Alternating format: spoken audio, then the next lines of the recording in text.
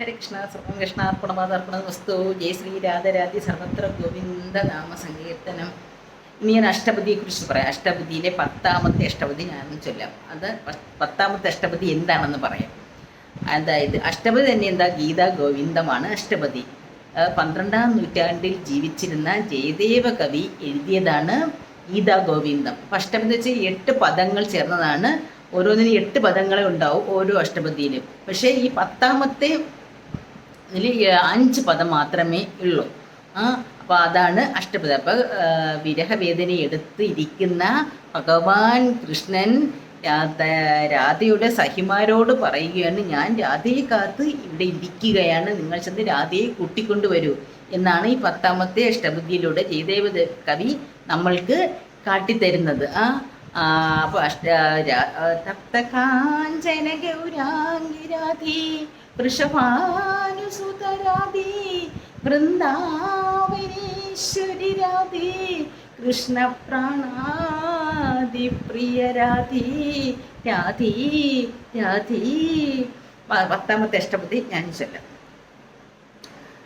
മഹതിമലയ സമീരേ മദനമുപമിതായ സ്ഫുടതി കുസുമനികരീ വിരഹി കൃതയദളനായ തവ വിരഹി വനമാലി സഖി സീദതി രാധേ ദേഹതി ശിശിരമയൂഖി മരണമനുകരോതി പദതി മദന വിശിഖി ബഹുവിലപതി വികരോതി തവ വിരഹി വനമാലി സഹി സീദതി രാധേ ദോനതി മധുപസുഹി ശ്രവണമഭിദദാതി മനസി കലിത വിരഹി നിശി നിശീരുജ മുഭയാതി തവ വിരഹി വനമാലി സഹി സീദതി രാധേ വസതി വിപിന വിതാനി ത്യജതി ലളിതാമ ലുടതി ധരണി ശയനി ബഹുവിലപതി തവ നാമ തവ വിരഹി വനമാലി സഹി സീദതി രാധേ വണദിക വിജയദേവ വിരഹ വിരസിതേന മനസി രഭസ വിഭവി ഹരിരുദയതു സുഹൃതേന തവ വിരഹി വനമാലി സഹി സീദതി രാധേ രാധേ രാധേ.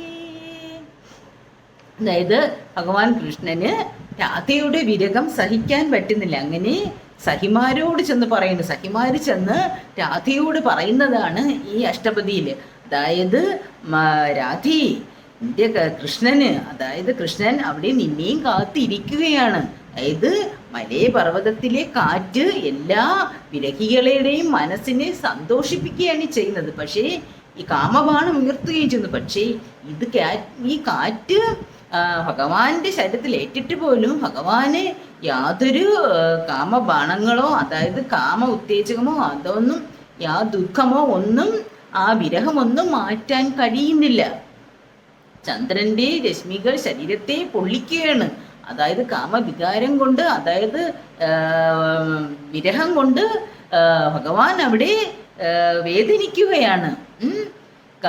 പിന്നെ വണ്ടുകൾ വന്ന് മൂളുന്ന ആ ശബ്ദങ്ങൾ കേട്ടിട്ട് ഭഗവാൻ ചെവികൾ പൊത്തുകയാണ്. കാരണം അത്രയ്ക്ക് നിന്നെ പിരിഞ്ഞിരിക്കുന്ന വേദന ഭഗവാന് അതെല്ലാം അരോചകമായി തോന്നുകയാണ്. രാധേ, നീ എത്രയും പെട്ടെന്ന് ഭഗവാനോട് അടുത്ത് ചെന്നിരിക്കൂ, നിന്റെ ആ പിണക്കങ്ങൾ മാറ്റൂ എന്ന് സഹിമാര് ചെന്ന് രാധയോട് പറയുകയാണ്.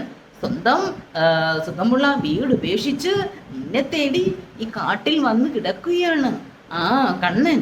നീ എത്രയും പെട്ടെന്ന് കണ്ണൻ്റെ അടുത്ത് ചെല്ലൂ, നിന്റെ പിണക്കങ്ങളൊക്കെ മാറ്റൂ രാധേ, നിന്റെ വിരഹത്തിൽ ഭഗവാൻ ദുഃഖിച്ചിരിക്കുകയാണ്, എത്രയും പെട്ടെന്ന് നീ കണ്ണൻ്റെ അടുത്ത് ചെന്നിരിക്കൂ. ഇതാണ് ഈ ശ്ലോകത്തിലൂടെ അഞ്ച് പദത്തിലൂടെ ജയദേവ കവി രാധയുടെ ആ കൃഷ്ണന്റെ രാധയെ പിരിഞ്ഞുള്ള ആ വിരഹ ദുഃഖത്തെയാണ് അഞ്ചാമത്തെ അഷ്ടപദിയിലൂടെ നമ്മൾക്ക് ജയദേവ കവി കാട്ടിത്തരുന്നത്. അപ്പൊ ഭഗവാൻ കണ്ണന്റെ ആ വിരഹ ദുഃഖം, രാധയെ പിരിഞ്ഞ ആ വിരഹ ദുഃഖം കൊണ്ട് കണ്ണൻ എന്തൊക്കെ ചെയ്യുന്നു, തറയിൽ കിടന്നുരുളുന്നു, എന്തൊക്കെയാ ദുഃഖങ്ങൾ ചെയ്യുന്നു, ഇതെല്ലാം ജയദേവ കവി അഞ്ച് പദമുള്ള ആ 10ാമത്തെ അഷ്ടപദിയിലൂടെ നമുക്ക് കാട്ടിത്തരികയാണ്. ഹരേ കൃഷ്ണ. സർവം കൃഷ്ണാർപ്പണമസ്തു. ജയ